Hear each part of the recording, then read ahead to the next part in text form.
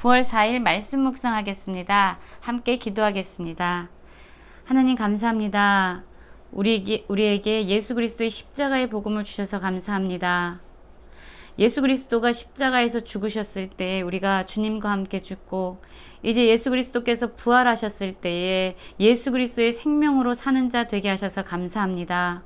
우리를 사랑하셔서 우리를 위하여 자기 자신을 버리신 예수 그리스도를 믿는 믿음 안에서 오늘도 기쁨과 감격으로 살아갈 수 있는 저희 모두가 되게 하여 주시옵소서. 예수 그리스도의 이름으로 기도했습니다. 아멘. 오늘의 말씀은 갈라디아서 2장 11절부터 21절까지의 말씀입니다. 말씀을 함께 살펴보시기 전에 개인적으로 말씀을 꼭 읽으시고 묵상하는 시간 가지시기 바랍니다. 2장 11절입니다.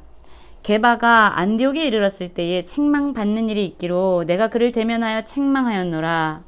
야고보에게서 온 어떤 이들이 이르기 전에 게바가 이방인과 함께 먹다가 그들이 오매 그가 할례자들을 두려워하여 떠나 물러가매 남은 유대인들도 그와 같이 외식하므로 바나바도 그들의 외식에 유혹되었느니라 라는 말씀으로 시작하고 있습니다.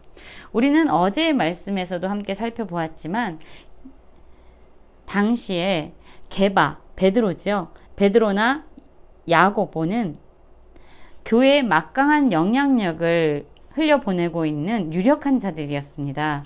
그들은 기둥과 같은 역할을 하는 사람들이었지요. 예수 그리스도의 제자였습니다.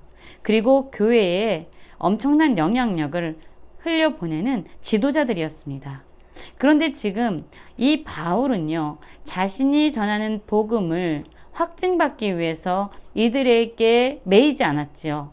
오히려 오늘의 말씀을 보면은요, 이 바울이 게바인 베드로, 그 당시에 유력하고 교회의 기둥과 같은 이 베드로를 책망하였다라고 이야기합니다. 대단한 담대함이 아닐 수 없습니다. 그러면 이 바울은 왜 베드로를 책망했던 것일까요? 12절에서 그 이야기가 나오고 있는데요. 야고보가 사람들을 보냈습니다. 아마도 유대인일 것이라고 생각이 되어지는데요. 이 사람들이, 유대인들이 오기 전에 게바인 베드로는 이방인들과 함께 식사의 교제를 하고 있었습니다. 그런데 야고보가 보낸 사람들이 들어오자 그 사람들이 아마도 할례를 받은 유대인이었을 텐데요. 그들이 오자 두려워했다라고 이야기합니다. 그리고 떠나 물러갔다라고 이야기합니다. 왜 그러면 베드로는 이방인들과 함께 식사의 교제를 하다가 할례를 받은 유대인들이 오자 두려워하면서 그 자리를 떠나갔던 것일까요? 그렇죠. 당시에는 유대인들이 이방인들과 함께 식사를 하는 것은 상상하기 힘든 일이었습니다.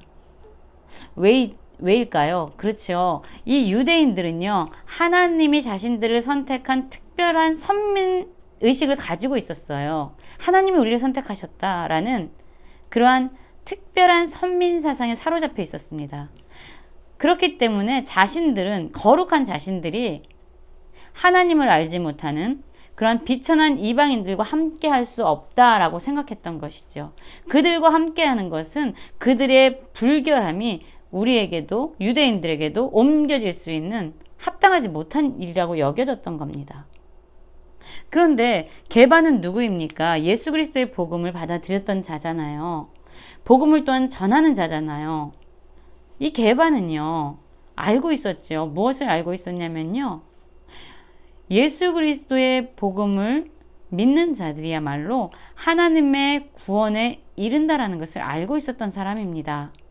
다시 말해서 할례를 받았느냐 안 받았느냐, 유대인이냐 이방인이냐 하는 것은 하나님의 구원에 이르는데 전혀 영향력을 미치지 않는다는 것을 알고 있었어요. 그럼에도 불구하고 게바가 할례를 받은 유대인들이 오니까 이방인들과의 식사의 자리에서 벌떡 일어나서 두려움으로 그 자리를 떠나간 거지요.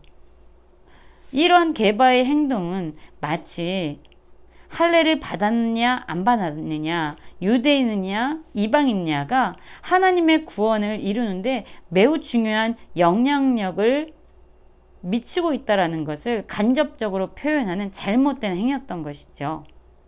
다시 말하면 이 바울이 지금 전하고 있는 복음이 무엇입니까?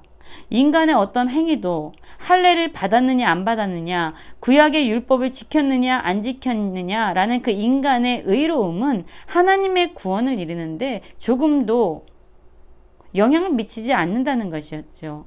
우리의 구원은 우리의 의로움이나 우리의 행위에 달린 것이 아니라 바로 예수 그리스도의 복음을 믿는 믿음으로 말미암아 가능하다는 것이었습니다.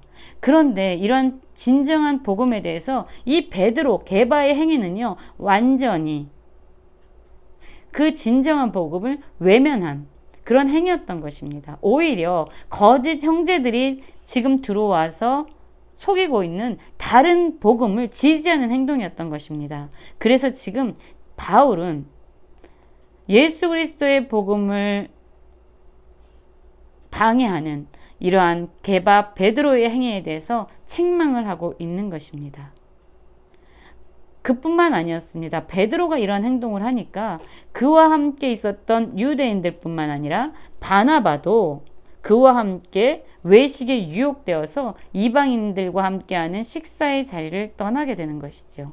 그렇습니다. 리더의 영향력은 대단히 중요합니다. 우리가 전한 복음을 우리는 살아내야 하는 것이죠. 우리가 진정한 복음을 전하고 있으면서 그렇게 그 복음의 말씀대로 살아가지 않을 때 우리의 삶을 보고 많은 사람들은 걸려 넘어질 수밖에 없는 것입니다. 그래서 지금 바울은 이 베드로를 책망하고 있습니다. 14절입니다. 그러므로 나는 그들이 복음의 진리를 따라 바르게 행하지 아니함을 보고 모든 자 앞에서 게바에게 이르되 내가 유대인으로서 이방인을 따르고 유다인답게 살지 아니하면서 어찌하여 억지로 이방인을 유대인답게 살게 하려느냐 하였노라. 어떤 의미입니까? 이렇게 이방인들도 하나님께서 예수 그리스도의 복음을 믿을 때 구원을 허락하여 준 대상들인데 할례를 받지 않았다고 그들을 외면하고 그들을 멸시하는 것이 이게 합당하냐는 말이죠. 유대인이 할례를 받지 않고도 믿음으로 하나님의 백성이 될 수 있는데 왜 유대인처럼 꼭 할례를 받아야만 인간의 행위에 의지해서 구원을 이루어야 한다는 그러한 메시지를 너의 삶으로 지금 드러내고 있느냐라고 지금 게바를 책망하고 있는 것입니다.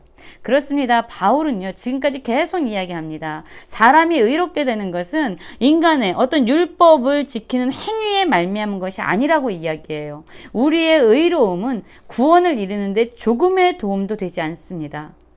우리가 의롭게 되는 건요, 죄인인 우리가 의로운 행동을 해서가 아니에요. 우리의 의로움은 바로 예수 그리스도를 믿는 믿음으로 말미암아 우리는 의롭게 됩니다.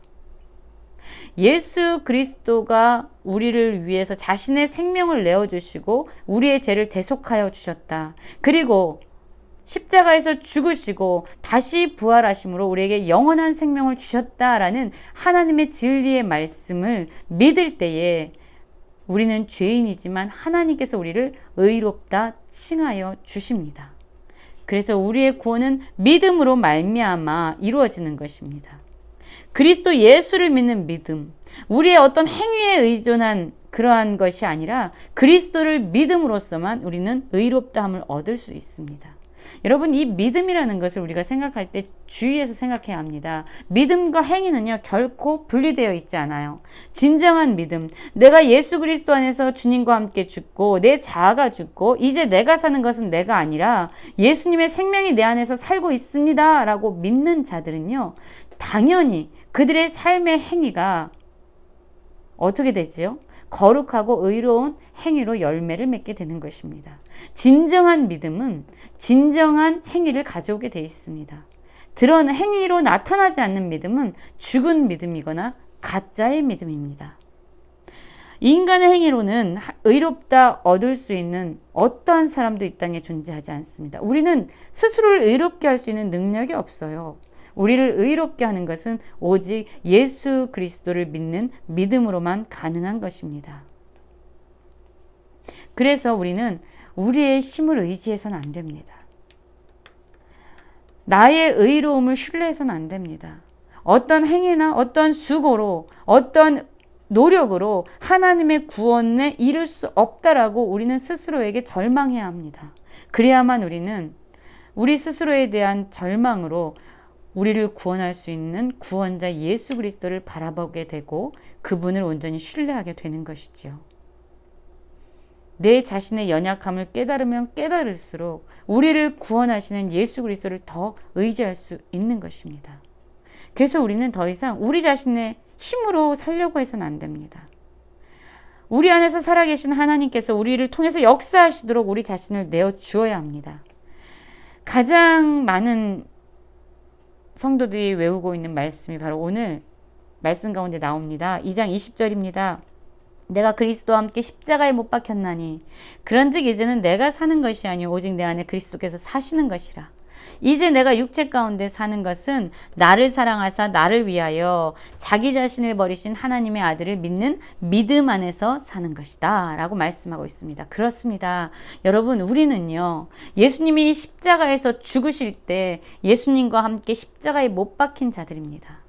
우리의 생명은 끝났습니다. 우리의 욕심과 이기심에 사로잡혔던 우리는 예수님의 십자가에서 주님과 함께 죽었습니다. 그럼 이제 나는 어떻게 살아갑니까? 나는 이제 내 생명으로 사는 것이 아닙니다. 내가 사는 것이 아닙니다. 예수 그리스도와 함께 십자가에서 죽었음을 믿는 자들은 이제 자신은 죽고 내 안에서 그리스도께서 예수의 생명이 살아있음을 알게 됩니다.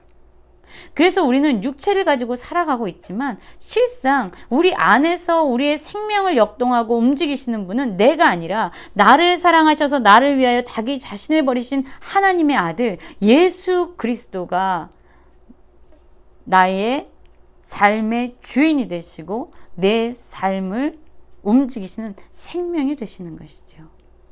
이것을 온전히 믿을 때 우리의 삶은 하나님이 기뻐하시는 의로움과 거룩한 삶의 열매를 맺게 되는 것입니다.